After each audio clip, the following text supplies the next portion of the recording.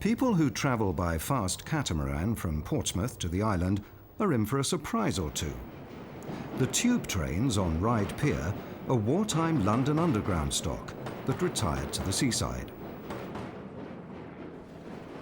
Then there are the Isle of Wight beach huts that look strangely like railway carriages. And that's because 100 years ago, they were.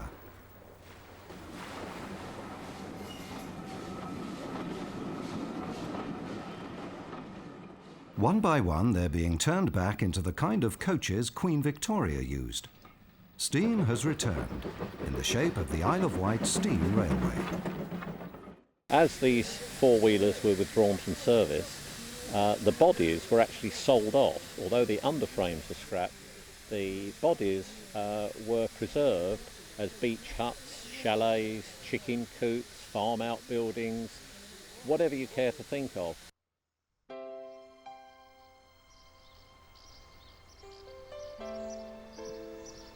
Volunteers scoured the island for relics and took them to a safe haven. It happens to be called Haven Street. They didn't have much money or backing, but what they did have was a dream. And they were not prepared to rest until they'd conquered a mountain made of rust.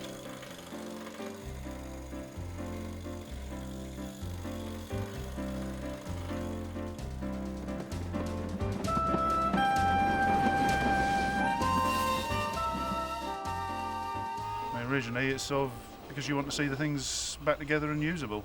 What was a beautiful piece of craftsmanship when it was originally built is now just sort of derelict chicken hut. And it's nice to sort of see these things back as they were. The little engines that once worked on the Isle of Wight were recovered from various resting places on the mainland and shipped across the Solent. Whole families of islanders rallied round to make the railway viable again.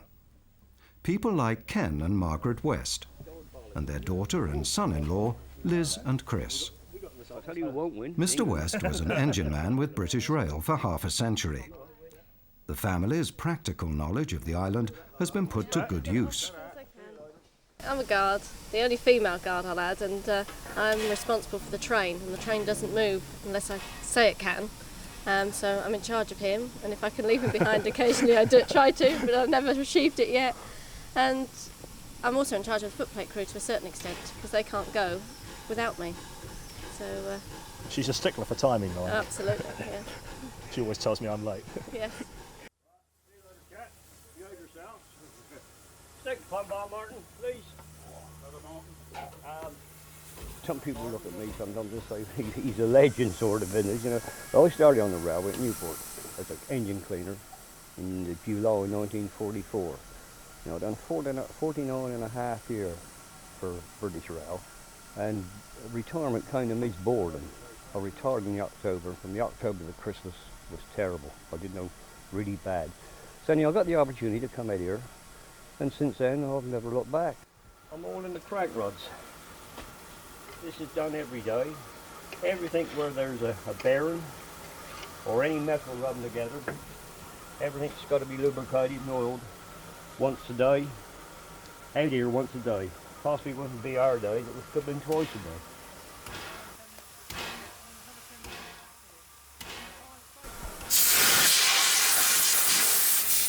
This line of water right in the main res. Once you've been stood all night from water accumulated, that's how your brakes work freer. That's a pump, the flush nice pump, that's what works the brakes.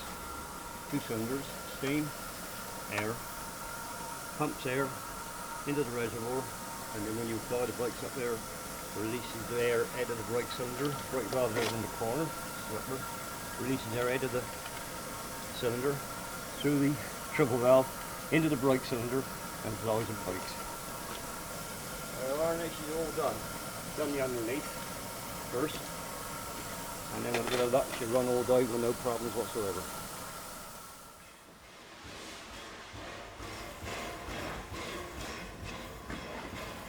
I haven't seen or been on a steam locomotive for 25 years.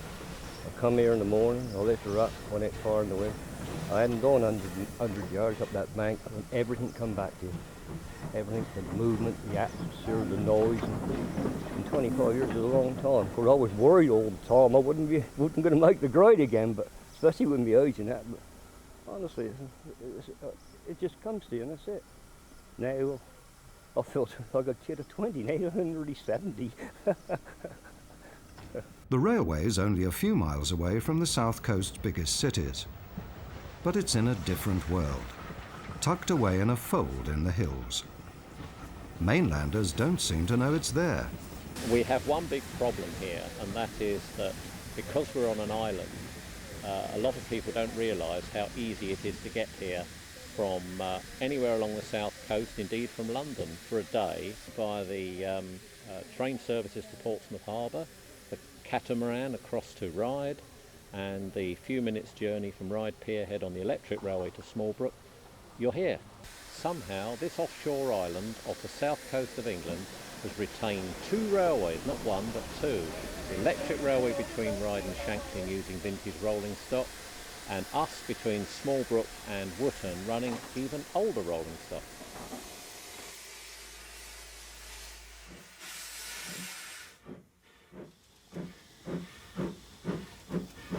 This engine was built 120 years ago at Brighton for Victorian commuters and became famous as the Hailing Billy.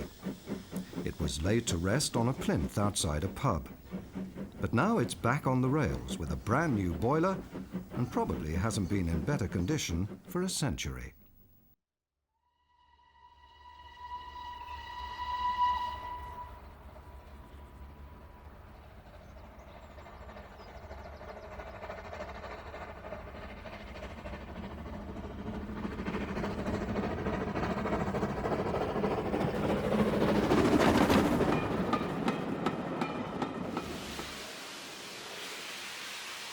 What must be Britain's most elegant park and ride scheme delivers 1/8 million people to the seaside, minus their cars, in style. A once disused railway has found a new purpose.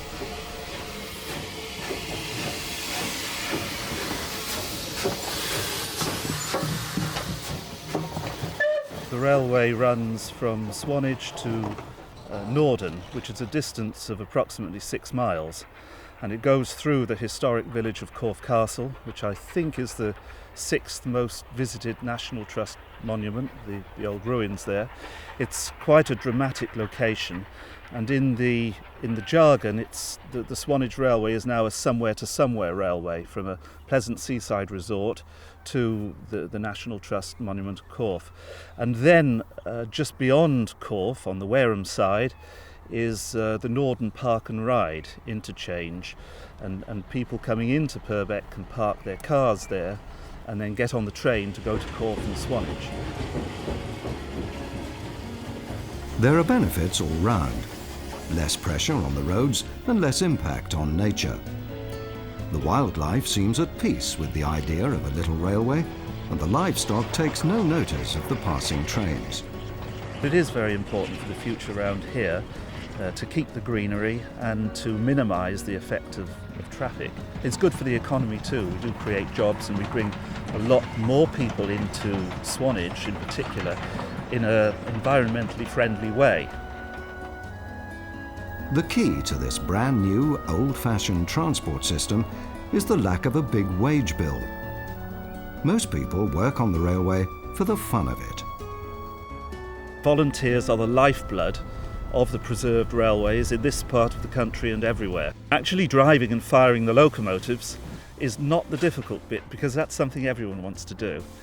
It's signalling staff that we need. It's ticket inspectors and collectors and sellers that we need. It's guards that we need. It's people who look after the permanent way, that's the track itself, and keep the line side clear that we need. It's the less glamorous tasks that there's always an acute shortage of volunteers to undertake.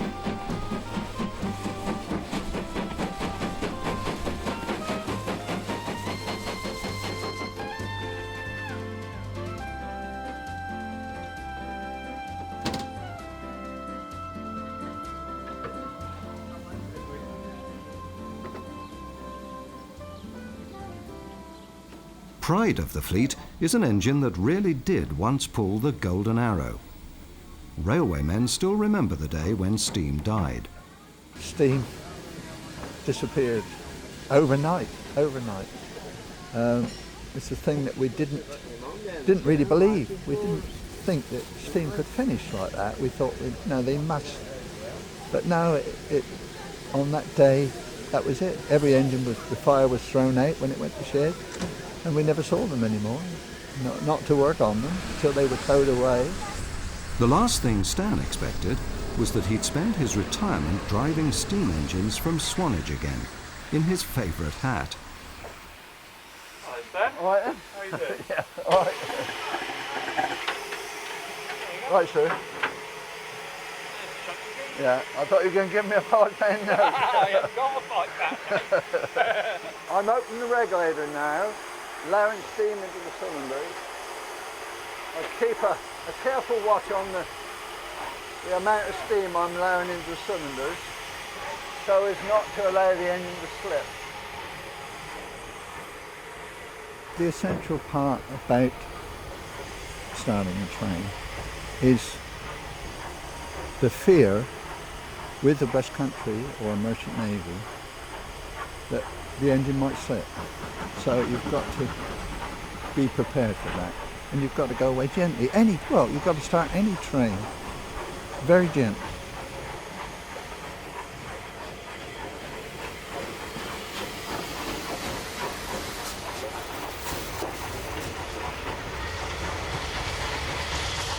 There is a bond of friendship that can extend the whole of your railway career.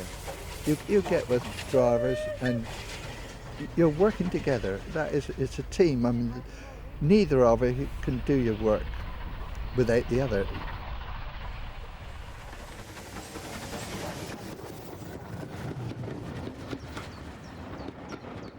Well, we're now approaching Harmon's Cross Station, which is on the upgrade, so I'm allowing her to coast into the platform.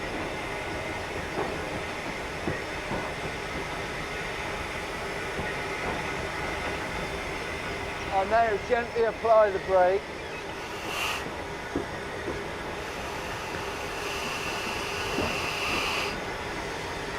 It's all so gentle. Clearly the man at the controls has done this before. Only once or twice.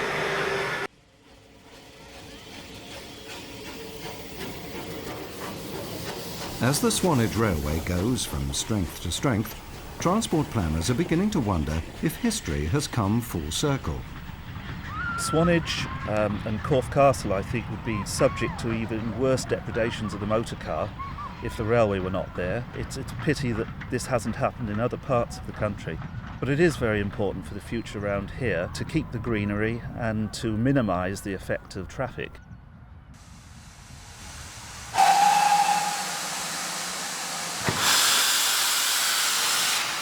Unlike Corfe Castle, some ruins can be rebuilt.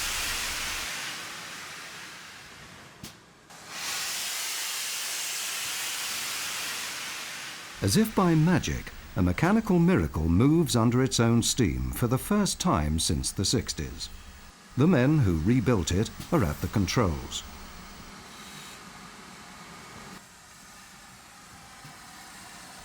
It's becoming commonplace to see born-again steam locos emerging from workshops, like this one at Didcot.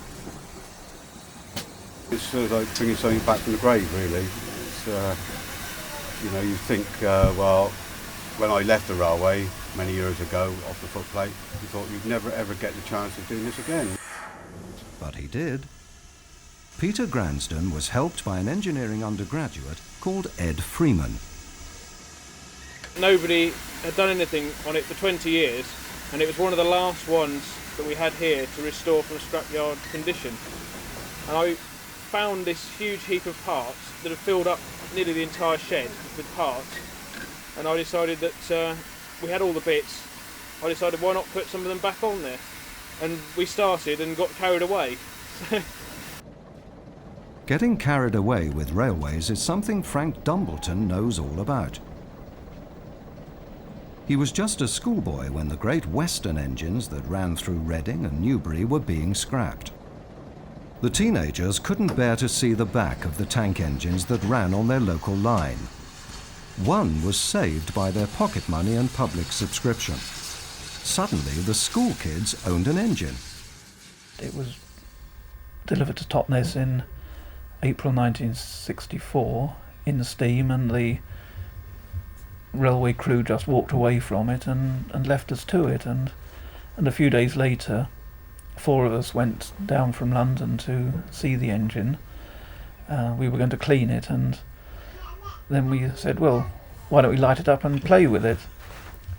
And so we got a few bits of paper and wood and put them in the firebox, and somebody said, who's got the matches? And nobody had any matches, so we had to go off to a shop and buy matches, and then we lit it up and got steam up and pulled the whistle, and suddenly people came running from all over the place when they heard the whistle. So that was how it started in those days.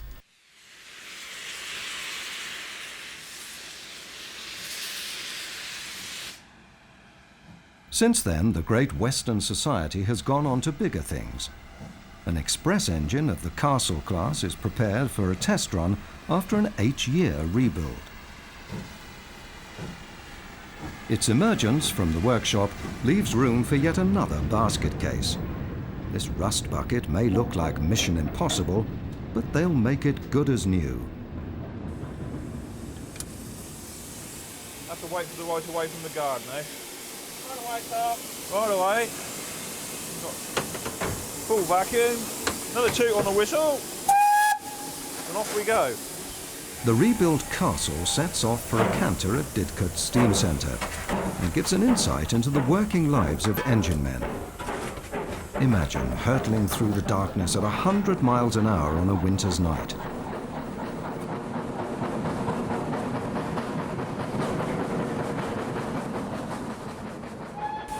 It was withdrawn from traffic 1st of January 1990, since when it's undergone a fairly extensive and expensive overhaul. And today, as you see it, is the end product, and it's on its first public open day back in traffic. A castle on a regular working would achieve 100 mile an hour quite happily. They were more suited to the 70s and 80s than that. But along the Great Western Main Line, which is through here at Didcot and that, it's dead flat and they can easily race along there. For the moment, the engine is a caged tiger, fenced off from the main line. Gently touching the brakes now. Easing into the platform.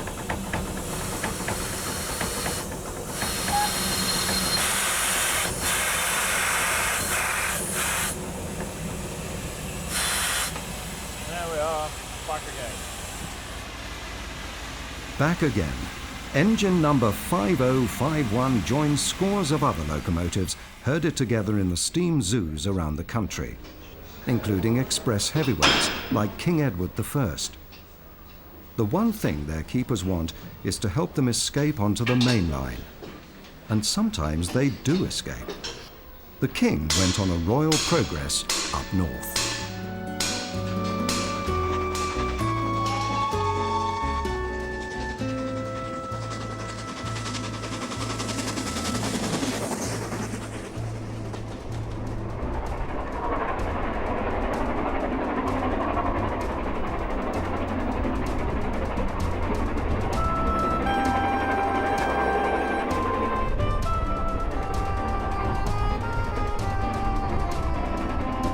Thomas the Tank Engine Week at the Midhants Railway, and Thomas has decided to race the bigger engines out of the station.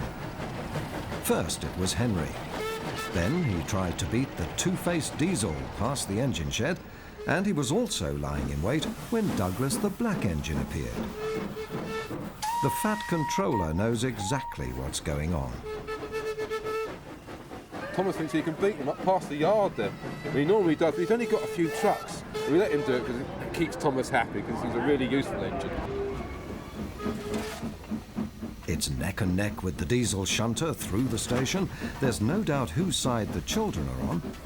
They don't like Thomas disappearing into the distance, though. They want him back. again, Diesel. Come back, Thomas. Thomas is so popular that 2 events like this generate nearly half the railway's entire annual income. The little blue engine, brilliantly revived by Britt Allcroft, is in turn helping to save real engines for future generations.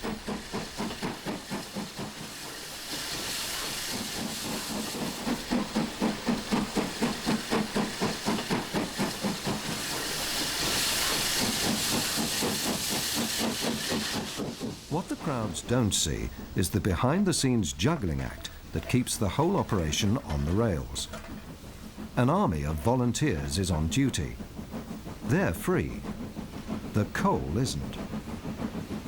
We estimate that on the mid-Hants, a locomotive costs £300 a day to run. Our coal bill for the week will be something in the order of £10,000.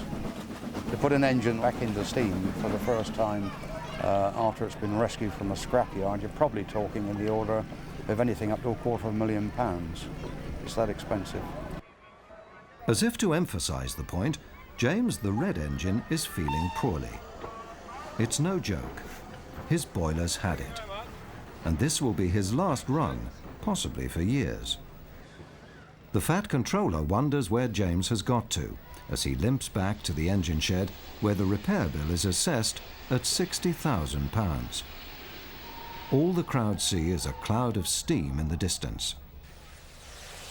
The railway people put a brave face on it and skillfully juggle the timetable so that their young passengers aren't disappointed. The next train to depart from platform number 1 will be the Alton service. This service will call at Bedstead and Cormac, Knowlton. Bedstead and Cormac, Knowlton. This will be the 12:13 service to Alton from platform number 1. There you are. You wait there. Come on then. Come on. Well done. There you are. Well done. Here you are. Look at that. Getting helped up with a Fat Control. How about that? People have come from all over the world. Well, we've just come back from Hong Kong. I've been away for 20 years, so I've just come back. I've only been back a week in England, so it's absolutely fabulous for us.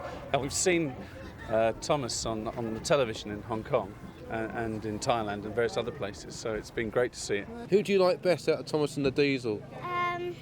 James. James? Yeah. There's an underlying sense of comedy which isn't lost on the parents. Ladies and gentlemen, I'd like to make a quick apology on behalf of the railway. Due to the wrong kind of cloud this afternoon, the sun isn't shining.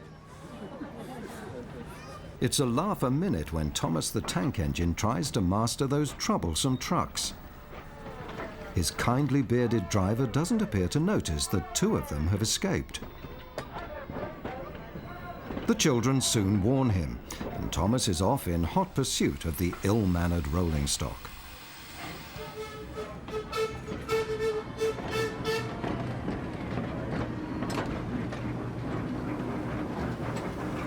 The men in the cab don't look too concerned, really, and the trucks are soon rescued.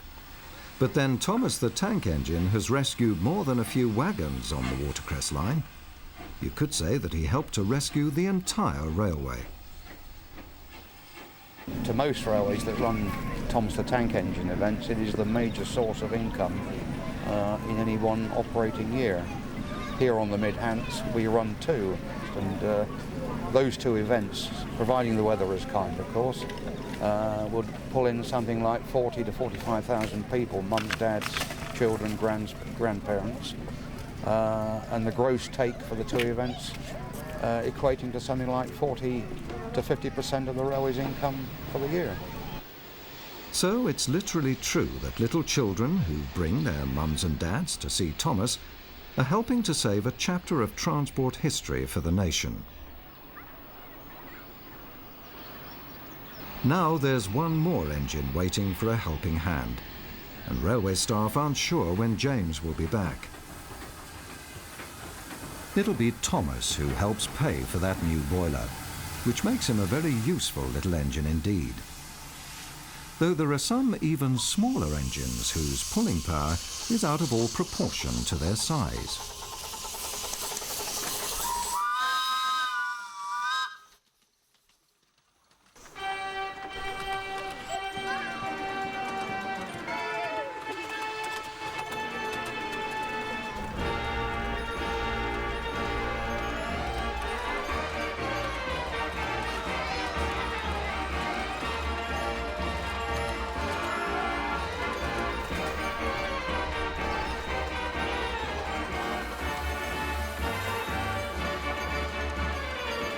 Everybody loves a railway, of course they do.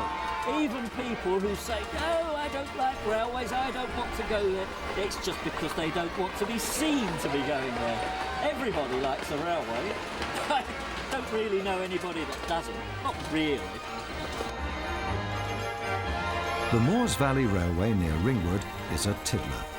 The gap between the tracks is an eighth the size of a normal railway. But it's got a big heart, and it's run by a very fit controller. I realised that really what I would really like to do is have a railway of my own that I could control things and make things happen the way I perceived that I thought they should happen. It's all very well a railway being run by a committee, but you end up with committee decisions. Jim Haylock was longing to build a real railway that looked like child's play, but was actually a masterpiece of engineering and showmanship. His granddad's home backed onto the Romney Hythe and Dymchurch Railway in Kent. Jim got the chance to build his even narrower narrow-gauge railway in partnership with the council, and it just kept growing and growing.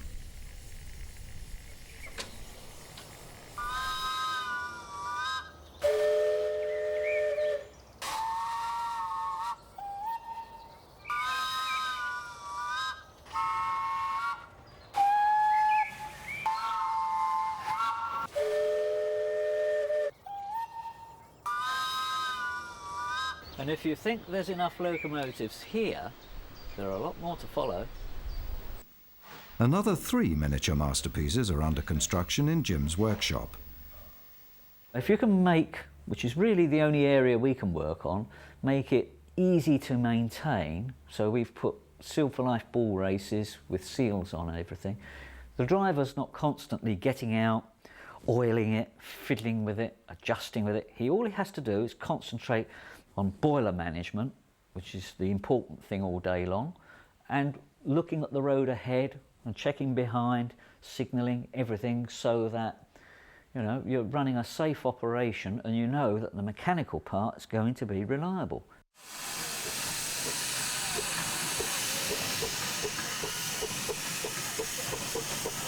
The resplendent blue engine Pioneer has been chosen to haul the Midday Limited, which is the most important train of the week. A full 2 laps of the Moors Valley Country Park, non-stop.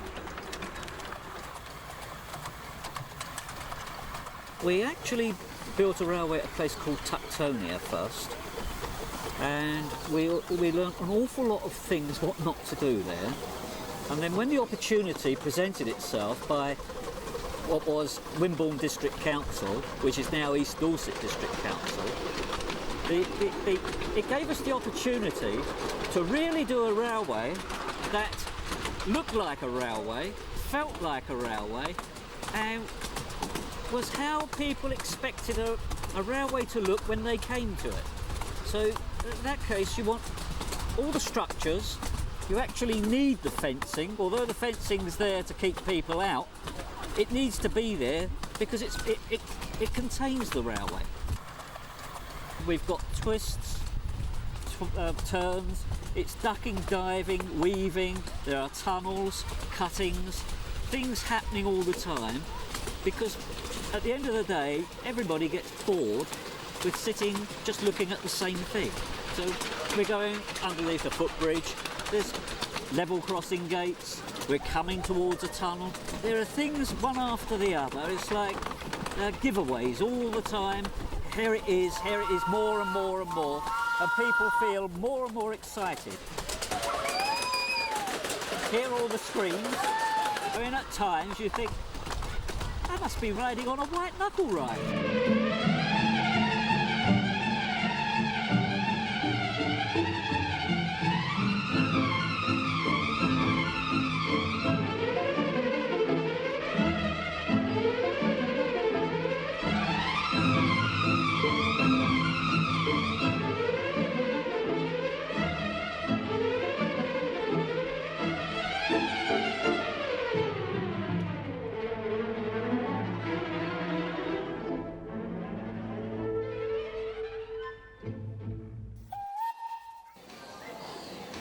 In reality, it's just a fun way of moving people a few hundred yards through a country park, and the little railway takes them to lakes and picnic areas and adventure playgrounds that they could easily walk to, but it wouldn't be such fun. The man who runs the railway is delighted when people really enjoy their day out, but he rather doubts if they're having as much fun as he is with his little steam trains. I don't mind them not knowing that I actually own the railway. I think that's wonderful because you can mix in with them, listen to what they're saying, and they don't know who you are. Makes it so much nicer because they then become more natural, more relaxed. They've got no idea. And I'm having more fun than they're having, actually. This is one steam railway whose scale comes as a shock to many visitors. I think a lot of people tend to think that it's just going to be another railway. And then they come in and they find that it's not. It's a lot smaller, but it does exactly the same job as a full-size railway. They can't quite get around the idea that children go to school and go home on it. They can't quite get the idea that we have shareholders and others who actually catch the train to go shopping in Hythe instead of getting on the bus.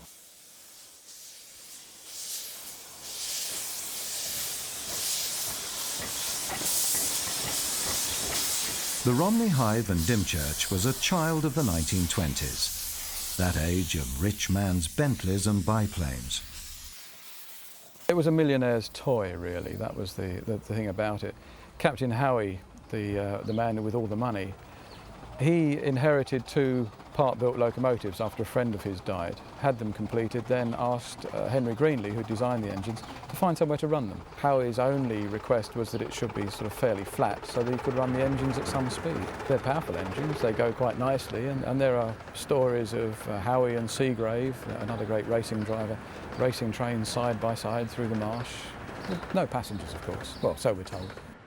But nowadays there's no shortage of passengers, or of volunteers to drive the little trains. Like the vicar from Crowborough, who says the cab of a steam engine is a great place to think about the Sunday sermon. Like many enthusiasts, his interest goes back to childhood, to family holidays at the seaside in Kent, when the beach was the last place he wanted to go.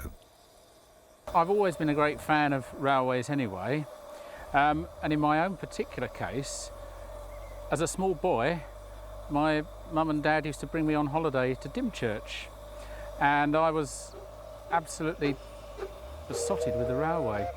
And I never ever wanted to go on the beach. I was quite happy to stand by the level crossing and watch the trains all day.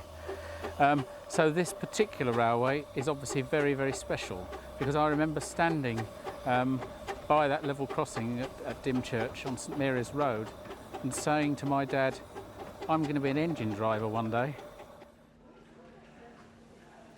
Children still wait at the railway for their first sight of a passing express. Even a little steam engine at speed is unforgettable.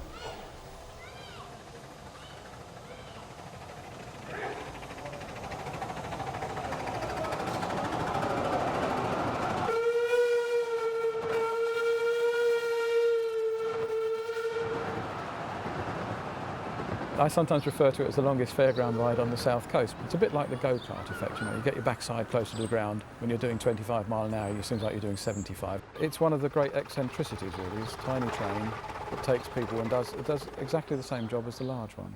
It's a quarter scale in terms of the rail width, although the locomotives are actually 1/3 scale. They're definitely not toys.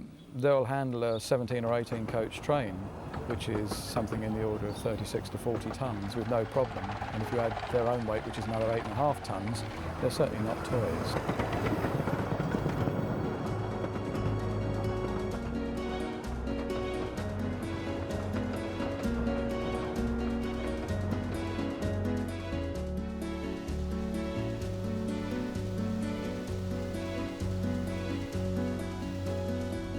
It varies from running behind houses to running over lush pasture land to running out onto the vast shingle wastes at Dungeness.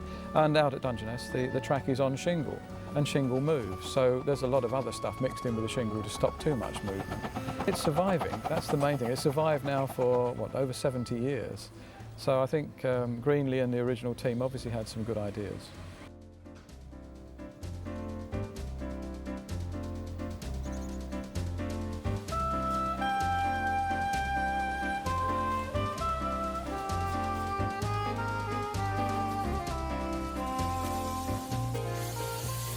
At the end of the day, the engines are cleaned the same way they always have been. But this is one railway that never closed, even during the war. And like the thoroughbreds they are, each is covered with a blanket for the night. And the Reverend reverses reverently into the engine shed, where evensong is the soft, contented sigh of escaping steam.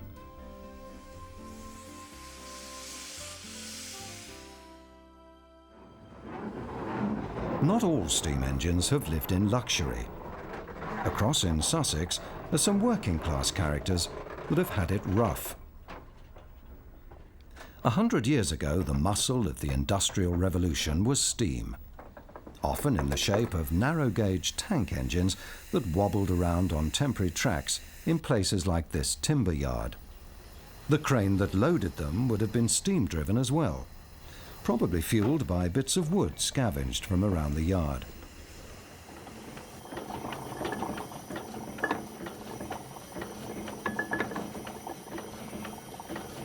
These were the wheels of industry, a dancing mess of gears and pulleys, the high-tech gizmos from an age that put the great in Britain, but is now largely forgotten. There were thousands of these ugly duckling steam engines in quarries and mines and sewage farms. The driver was lucky to get a roof over his head. Engines like this can't earn their keep hauling logs nowadays, but there is one cargo that still pays its way: people.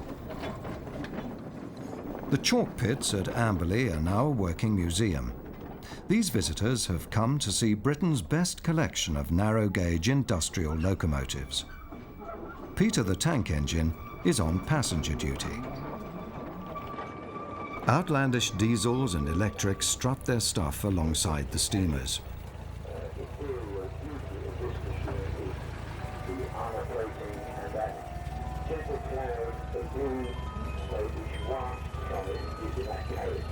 They were essential for moving anything heavy that you wanted moving. Nowadays you would use a conveyor belt, you would use dump trucks, you would use large lorries, but they didn't exist at the time, and the roads to run them on didn't exist. So you had narrow gauge railways, and you either set them down on a permanent basis to take slate away from a quarry, for instance, down to a harbour, or you had them as a temporary basis where you just threw the track down on the ground when you were building a roadway or something like that. Finished the contract, and then just ripped the track up again and took it somewhere else. The steam engines were the first to go, much too labour-intensive, however well built they were, to be replaced by a generation of ugly bugs and boxes, green things on wheels that would start at the touch of a button. But they're the laughingstock of locomotion, particularly among the children who come to the museum. We've got the biggest collection of narrow gauge items in one place in the country. It's the steam engines they really want to see, for steam is loved by both young and old. Look at it. Isn't it charming? You've got to love that thing, haven't you? It's got a life of its own. It doesn't need a funny face painted on the front. It's got it itself. I mean, surely is everybody's idea of a little steam locomotive, the long chimney, the dome, the cab. I mean, that's got everything, that locomotive. Well, not quite everything. Steam couldn't compete with road transport. Trains can't take you to the street where you live. And trains can't deliver goods to your door.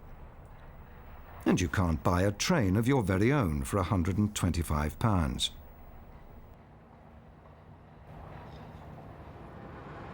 And so we ended up with public transport that looked like this trammo car. And off we went in search of progress, leaving all those little steam engines behind.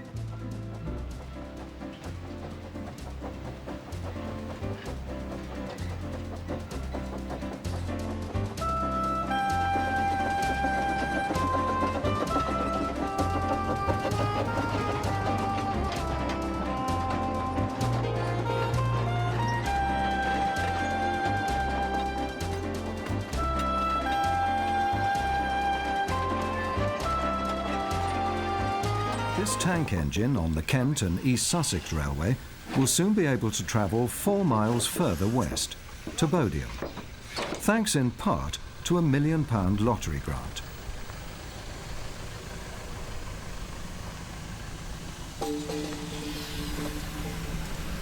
In a region of choked roads, steam is re-establishing a role as part of the transport network, reversing 50 years of decline. It'll be possible to get to Bodiam Castle by rail. The castle will have its own station, and visitors will be delivered on delightful little trains, thanks to the foresight of a bunch of school kids. Enthusiasts led by a group of grammar school boys from Maidstone fought long and hard to reopen the line, and the first section reopened in 1974, and since then in stages we've reopened 7 miles of the original line. Now we run to Northiam, and we've got plans to reopen to Bodiam in the year 2000.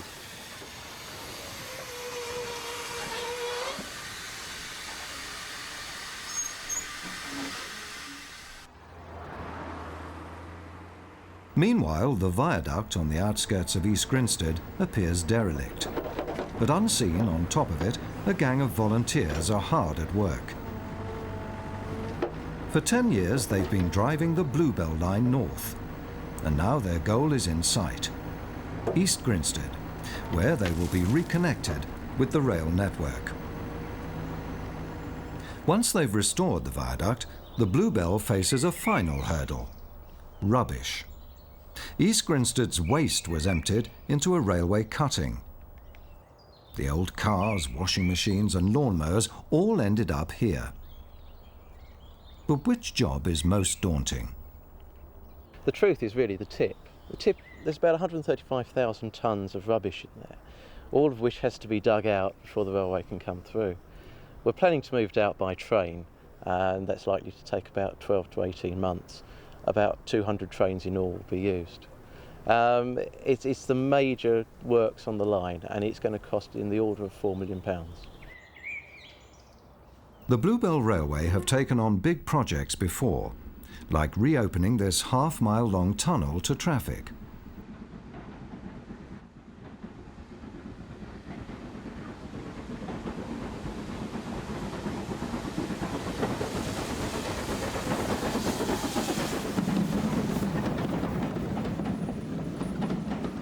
For years now, the Bluebell has had a one-track mind, and that one track leads to East Grinstead. Yes, without a shadow of a doubt, that is our one sole focused aim, is to reach connection with the main system. Years ago we had a railway which ran from nowhere to nowhere, and I think if you look that motoring was cheap, but now fuel costs are rising. County councils are interested in increasing their public transport infrastructure, and if we can play a part in that, then so much the better it will be for us. And there's no shortage of motive power. This freight engine was almost new when thrown on the scrap heap. It's one of more than 30 engines on the Bluebell line.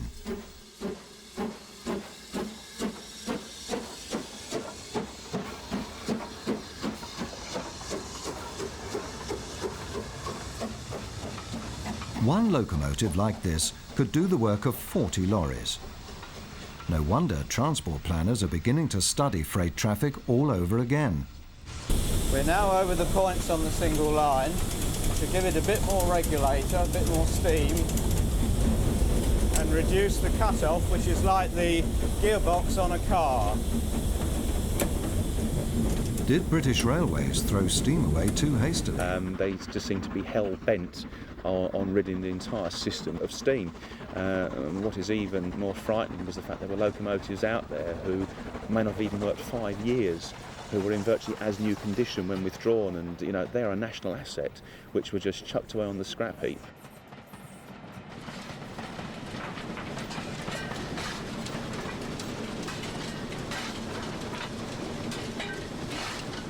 As we get going a bit faster, I alter the cut-off a bit more.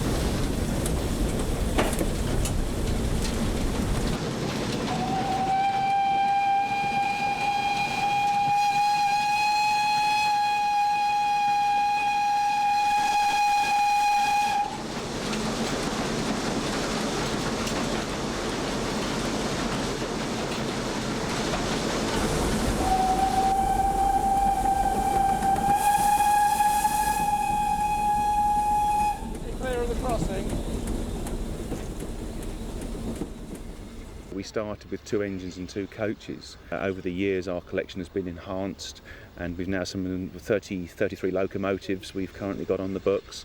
We've got something like 45 coaches, we've got a variety of rolling stock, wagons, etc.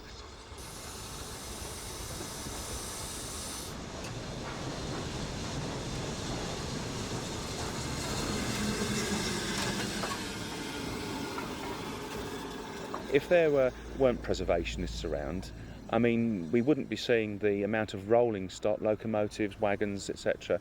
preserved and run as they are being done now in the condition they are today. And certainly in future years, the generations would look in their exercise books and say, oh, that was a train, it's a pity we haven't got any left.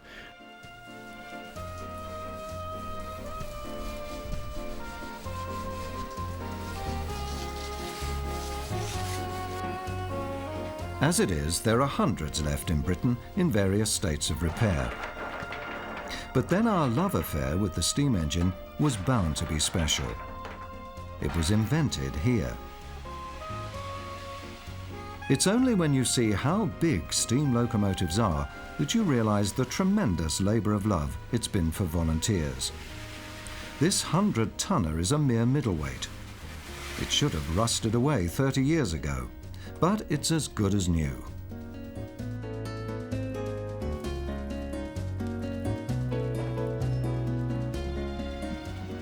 And then there are the carriages. This is how a Metropolitan Railway carriage should look. And this is how they do look when the Bluebell get hold of them. Sometimes there's very little left. Whole stations have been frozen in time. The adverts for things like the Daily Sketch, the luggage from the Almeida Star, the chappie from HMS Excellent, the war-weary push bikes, the dear departed.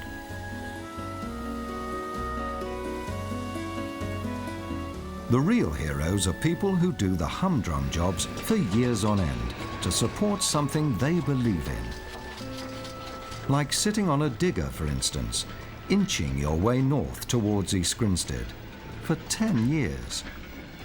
It's very important. It brings half the line back to its original location. We need the traffic from East Grinstead, and we need the rail connection. It's going to bring a lot of public in through public transport as opposed to using the roads, which we're very keen to promote. It's for the love of it, isn't it? It's just for the sheer love. At the end of it, standing back. I used to go home from here covered in dirt at the end of a busy Sunday, and yet I'd be really happy because I'd go with the sense and satisfaction of having achieved something on that particular day.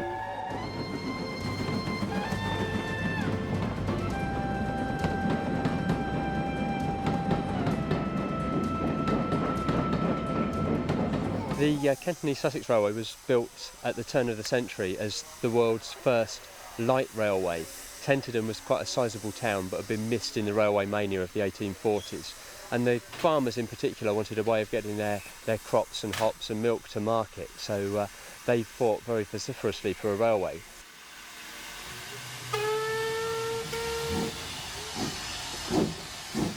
It never really made very much money at all. It paid a dividend once and started losing money in 1926, and so it struggled on until 1954 when it was closed.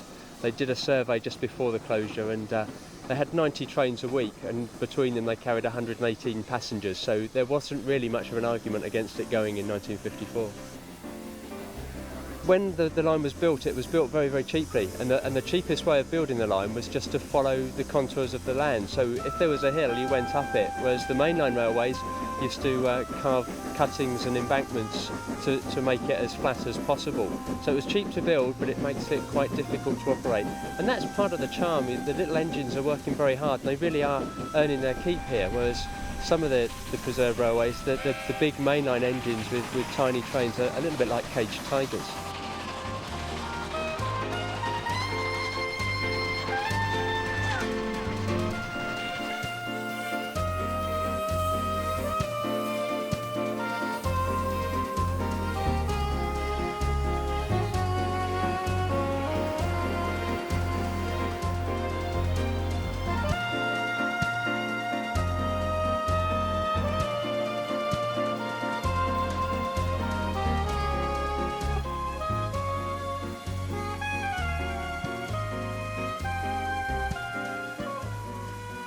actually met, it's 13 years ago now. Claire wanted to pass in front of the train, and that's how we met. She asked whether she could actually pass in front of the engine, and I think I gave some derogatory comment. But I married him anyway. It's the first time in 8 years that I've managed to come down. I've got 2 children, and one's gone to her grandma's, one's a beaver camp, so I've managed to escape at last and come back.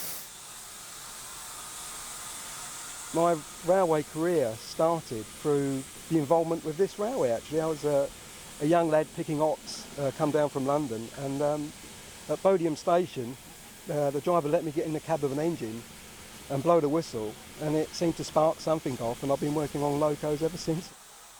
With a steam engine, you're creating the power, the fireman's creating the power as you're going along, whereas with a modern electric or diesel loco, the power's on tap as much as you want. So when you're creating the power yourself, you're very conscious of being economical with it. And a good driver can get a good effort out of an engine without using too much fuel.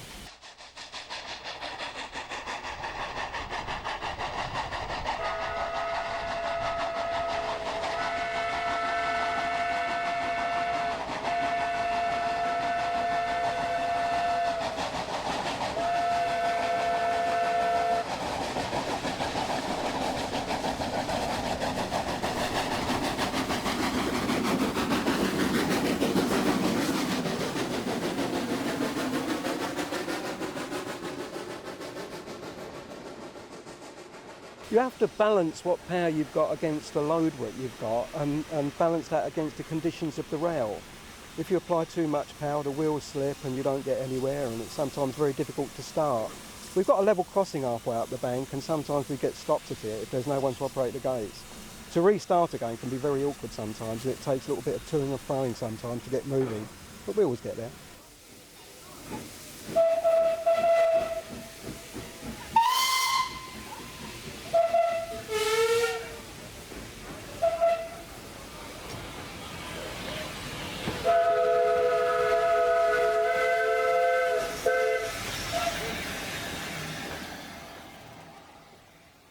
It takes about 40 people to run the railway on a day like today, and they're all here because they enjoy doing it and want to keep steam alive for future generations to enjoy.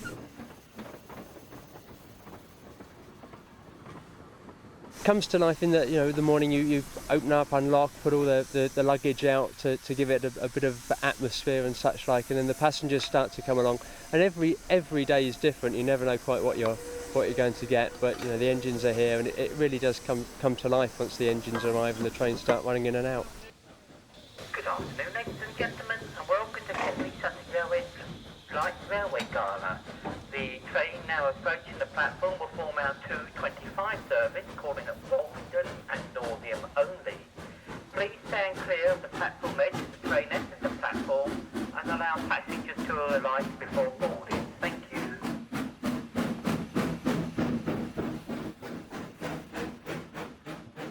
Even amongst generations that have been born since the demise of steam 30 years ago, there's still that interest. You put a fire in the belly and they come to life, and they've almost got a personality of their own. So yeah, we get lots of very young children here and youngsters who are thoroughly enthralled by steam.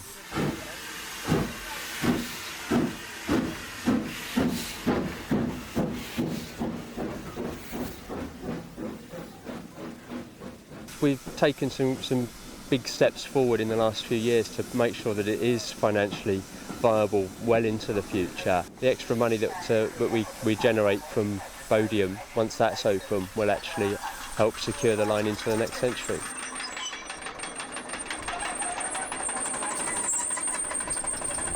Railways like the Kent and East Sussex and the Bluebell have now got a very powerful ally, a man who agrees it's time to get reconnected.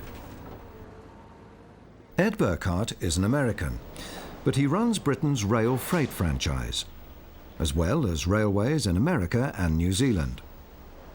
I think it's a great plus in this nation that many of the lines that were closed were saved. I'm going to make some predictions. The phone's going to ring and they're going to be asked to haul freight on the network or passengers on the network. From a freight standpoint, we hope to have every line in Britain with a regular service hauling a wagon here and a wagon there to or from customers that are rail connected. Certainly Ed Burkhart's thinking, if you read his thoughts, they're certainly very positive. He's brought a complete new realism to attitudes. He's taken on board the fact that we're all in the same business. Ed Burkhart has brought railways back to profit on 3 continents. He's regarded as a business genius. So when Ed says little freight trains are coming back, people listen.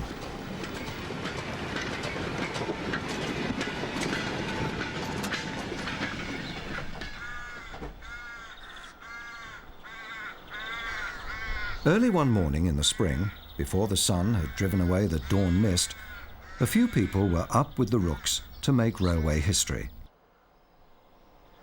A through passenger working by steam from the Watercress line onto the rail network had never happened.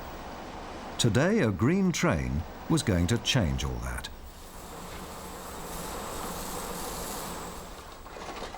Its operators, the Mid-Hants Railway, were confident their engine was up to the task of taking 400 people on a tour of southern England.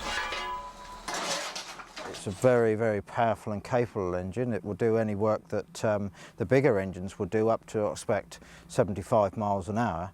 And then after that, the big engines would obviously, like the Bullies and the A4s, would obviously leave it standing. But we're only allowed to run up to 75 miles an hour today anyway, so it will keep pace with anything else that's out on the main line. But first, a traditional engine man's breakfast, cooked on the shovel in the most powerful oven in Hampshire.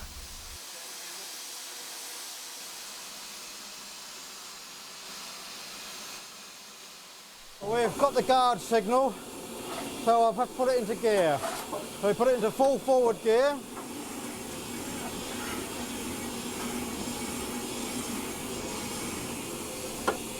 So the start from here is directly onto a 1 in 60 gradient, which is a very awkward start because it's on a curve.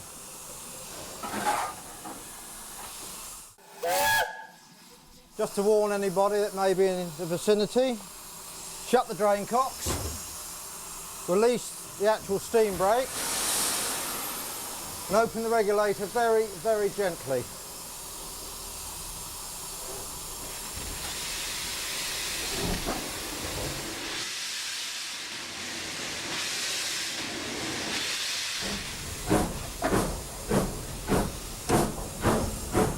We bring the reverser back a bit once we start moving.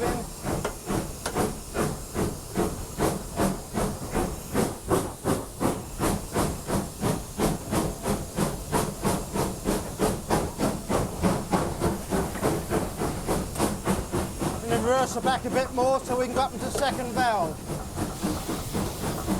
And let the reverser out slightly and accelerate away.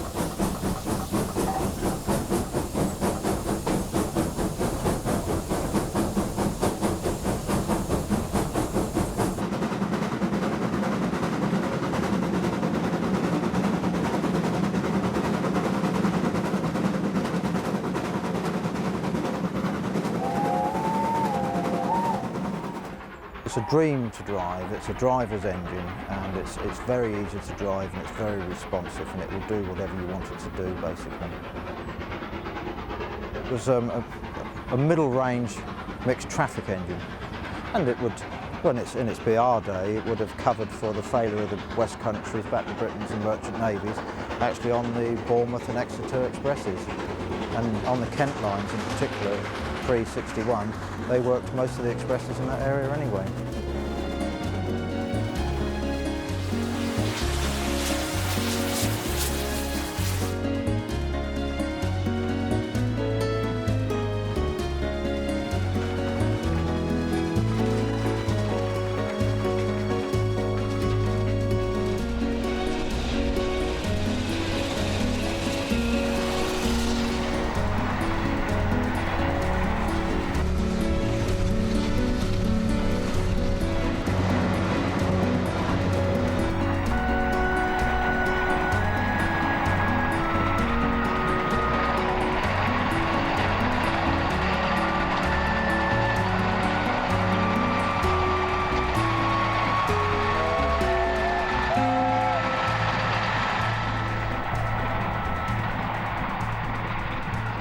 The green train had escaped from its cage to revisit many of its old haunts in southern England. It's an ironic twist of fate. British Rail tried to axe engines like this and the lines they ran on. But it was British Rail that was axed instead. Who would have guessed that a machine born in the 19th century and killed in the 20th would be back, in good time for the 21st.